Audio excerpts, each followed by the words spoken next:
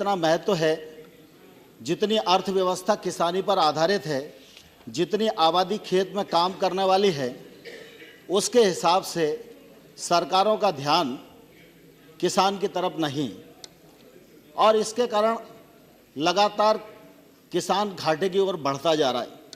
आज आप सब लोग महसूस करते होंगे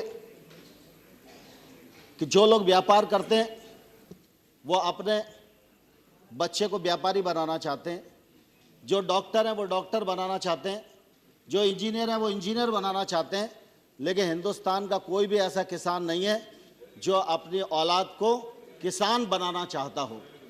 आज इस स्थिति की तरफ हम बढ़ रहे हैं, यह निश्चित रूप से हिंदुस्तान के लिए बहुत ही खतरनाक संकेत है, ऐसा मैं मानता हूँ। आज़ादी के 65 वर्षों बाद किसानी की जितनी उपेक्षा हुई है, इससे ज़्यादा दुर्भाग्यपूर्ण स्थिति और कभी नहीं हो सकती। हम प्रतिवर्ष देखते हैं उत्तर प्रदेश, आसाम, पश्चिम बंगाल, उड़ीसा, बहुत सारा प्रदेश का हिस्सा है जो बाढ़ से डूबता है। जब तक वो लोग बाढ़ से निवृत्त होते हैं और दोबारा पुनर्वासित हो पाते हैं, तब तक फिर बाढ़ आ जाती है।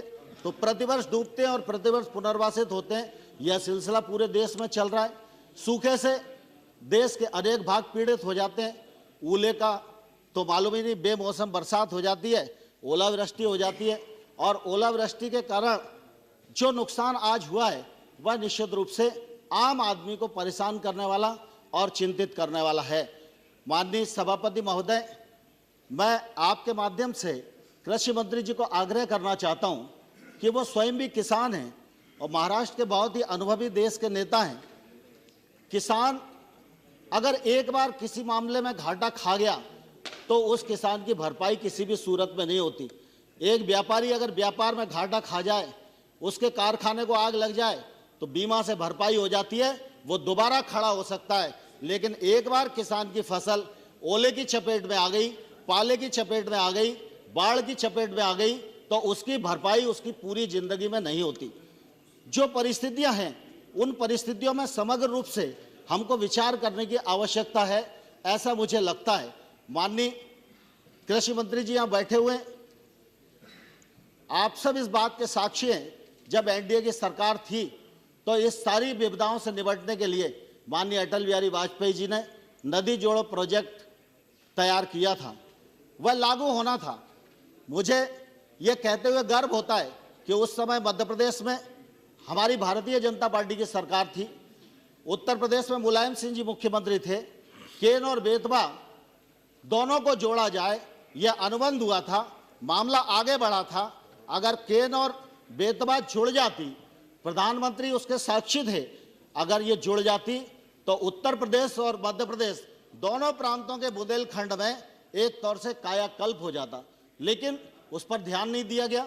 मैं कृषि मंत्री जी को अनुरोध करना चाहता हूं, हो सकता है नदी जोड़ो योजना आपको बहुत कठिन लगती हो सकता है आपको लगता हो यह असंभव प्रोजेक्ट है, लेकिन मैं आपको अनुरोध करना चाहता हूं, यह असंभव नहीं है, यह संभव है।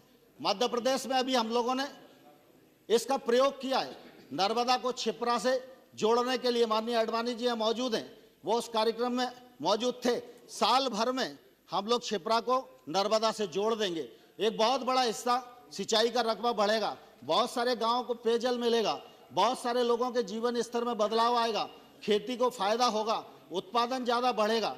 लेकिन अगर इस दृष्टि से आप समग्रता से विचार नहीं करेंगे तो इस खेती मुनाफे में नहीं आएगी। दूसरा, आज मनरेगा की बात बहुत चलती है। मनरेगा के कारण लोगों को रोजगार मिल रहा है, यह बात अपनी जगह सही है, लेकिन मनरेगा के कारण खेती प्रभावित हो रही है, यह भी बात सही है। मनरेगा में बाकी खामियां हैं, उसको रिव्यू नहीं किया जा रहा।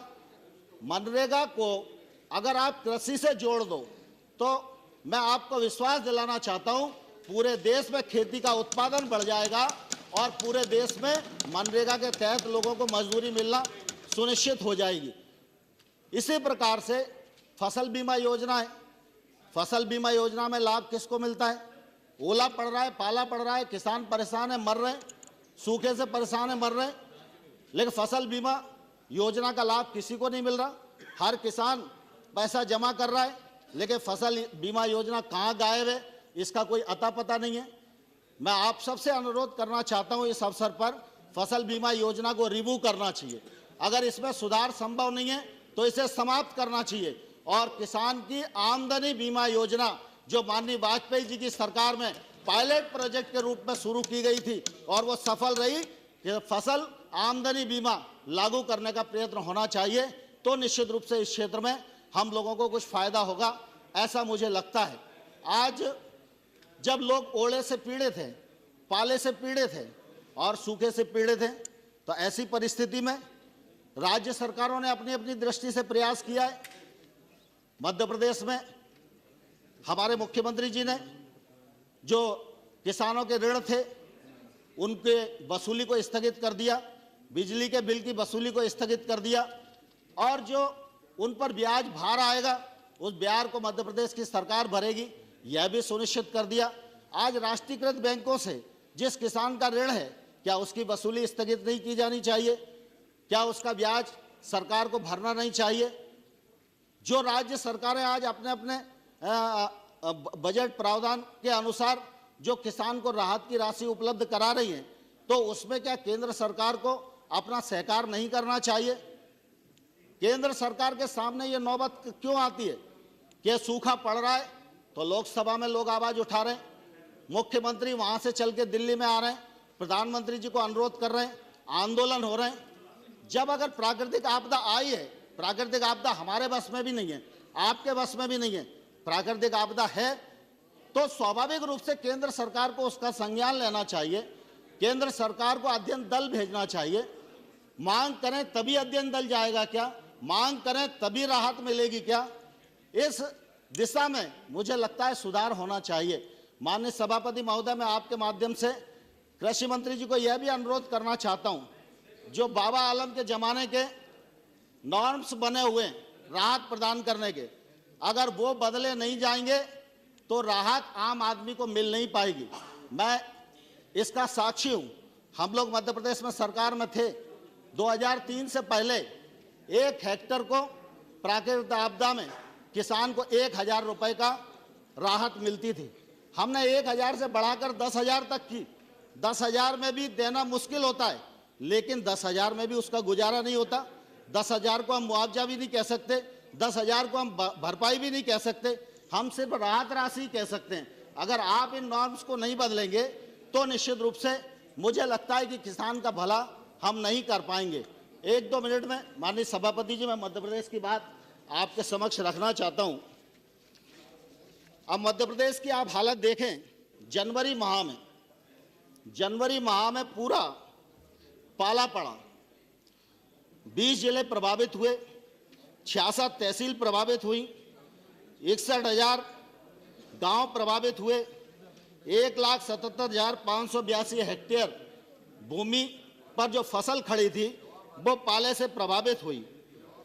अनुमानित मूल्यांकन जो किया गया वो 28,411.52 लाख का किया गया। 5582 लाख रुपया मध्य प्रदेश की सरकार ने अपने मद से किसानों को वितरित कर दिया, लेकिन आज भी उससे किसान की माली हालत सुधरी नहीं है। 1 जनवरी महीना हुआ, जनवरी पूरी बीती नहीं, तब तक फरवरी आ गया। 4 फरवरी, 11 फरवरी, 14 फरवरी, 15 फरवरी, 16 फरवरी, 17 फरवरी, 23 फरवरी पूरे दिन ओलावृष्टि होती रही। मध्य प्रदेश में 50 रेवेन्यू के जिले, 50 में से 35 प्रभावित हैं, 105 तहसीलें प्रभावित हैं, 3,663 गांव प्रभावित हैं, 3,24,844 हेक्टेयर भूमि में जो फसल खड़ी थी वो पूरी तरह बर्बाद हो गई। अनुमानित मूल्यांकन किया गया, 887 करोड़ रुपया हुआ, 106 करोड़ रुपए की प्राथमिक किस्त जारी कर दी। आज चाहे वो बुंदेलखंड का टीकमगढ़, छतरपुर, पन्ना हो, चाहे वो भोपाल के विदिशा, रायसेन, राजगढ़ और होशंगाबाद जिले हो, जबलपुर का नरसिंहपुर और जबलपुर हो, ग्वालियर चंबल संभाग में मुरैना, भिंड और श्योपुर हो, पूरे मध्य प्रदेश में किसान एक तौर से तबाह हो गए। फसल नष्ट हो गई है, पशु मर गए, गरीब आदमियों के जो कच्चे मकान थे वो गिर गए, जो पक्के मकान थे उनको भी क्षति पहुंची है। अगर इस प्रकार से हम खेती को, किसानी को और गांव के व्यक्ति को अनदेखा करेंगे तो मैं समझता हूं कि हमारे पूर्वजों ने जिस महान उद्देश्य को लेकर अपना बलिदान देकर इस भारत को आजाद कराया था, हम उसके स्वप्न को कभी पूरा नहीं कर पाएंगे। मैं सभापति महोदय आपके माध्यम से माननीय कृषि मंत्री जी को यह अनुरोध करना चाहता हूं, वो व्यापक दृष्टिकोण के आधार पर विचार करें। खेती के मामले को लेकर, किसान के मामले को लेकर एक दिन की चर्चा पूरे सदन में कराएं। यह हर बार चर्चा करके और चर्चा का अंत कर देना, यह मैं समझता हूं किसान के साथ न्याय नहीं है। केंद्र सरकार के द्वारा किया गया किसान के साथ अपमान है और इससे अपमानित हर साल किसान होता है। इस मामले में गंभीरता से केंद्र सरकार विचार करे, यही प्रार्थना करना चाहता हूं। बहुत बहुत धन्यवाद। श्री रमेश राठौड़।